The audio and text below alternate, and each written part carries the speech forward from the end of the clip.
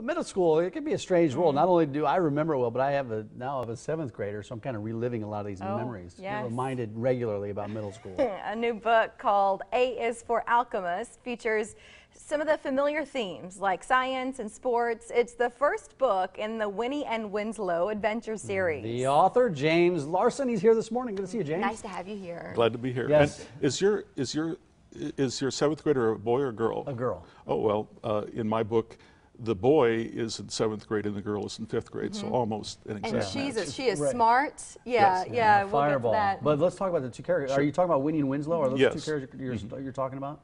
Set this up for us. Well, Winnie and Winslow are brothers, and Winnie is in 5th grade, Winslow is in 7th grade. They're kind of cast against type, I guess, in that Winnie is the head of the STEM, the president of the STEM club, which is science, technology, engineering, and math, so she's a real science Love wizard, that. really, really smart. Winslow, the 7th grader, is interested in sports, but he's not even good enough to make the starting team, so he worries about that a lot, and he finally gets a chance. There's also, as you can see on the cover of the book, there's a dog and a cat, so I've tried to cover all the bases, brother, sister, cat, and dog. There's got to be something there that would be of interest to any child reading it. How great for girls to sort of have a character like Winnie who's into science and math, and she gets some recognition.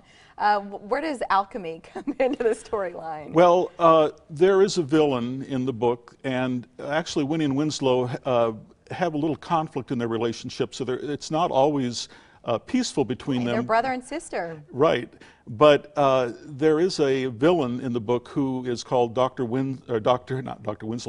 Lodestone, and he is trying to invent a machine that will change metal into gold, and he, because of something that the brother does, gets a computer tablet that Winnie has created, which can finalize the machine that he's created to turn metal into gold. And Winnie gets kind of mad about that, and they all have to go after this kind of mad scientist character, and there's a big battle where they try to get the machine back from That's him. where the adventure kind of starts, right? Right. This is a thicker book. I'm looking at it. This probably isn't for 2nd and 3rd graders. No, it wouldn't be called a chapter book. Right. I would call it it's an action adventure novel for 9 to maybe 13, 14-year-olds. But it's all about what kids are interested in at that age group. It's very wholesome and fun. It's action-packed, but it does have I think a challenging plot. It has really detailed characters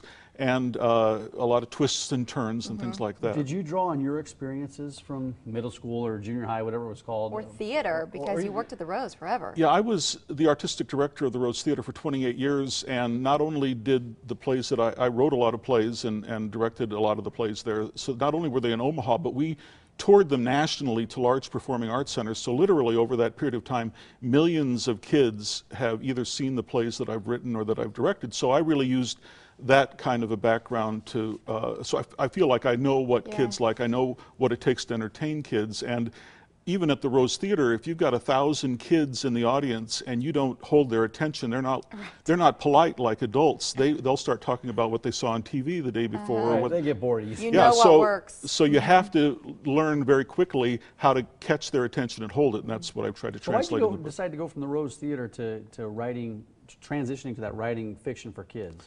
Well, I've always been interested in fiction, but the whole time that I was at the Rose or doing live theater, for one thing, to do this book, it would take $1 million budget because I've got all kinds of special effects and things that you could never do in live theater. And also, no matter how many times I read the book, Winnie and Winslow never get sick, they never break their arm, they're never late to rehearsal. So there is a kind of wonderful quality to that. Well, that's is fiction. not, yeah, that's fiction. That's a why it's called fiction fiction. aspect. Where's the book available?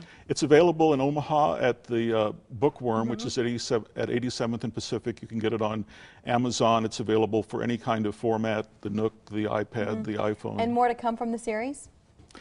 Well, I'm hoping to go through the entire alphabet, so I'm working on B is for the Brain Snatchers, in which Winnie suddenly loses her smartness. What's X going to be for? You'll get there. You've got it. I actually have it written down. I don't have it. I can't quite remember it. great. But You've got a plan here. Learn more at jameslarsonbooks.com and meet James on July 25th at the Gretna Public Library. He'll be there signing books from 2:30 until 3:30. Thank you for coming in. It's nice to meet you. Thank you very much. Look forward to hearing more about the series.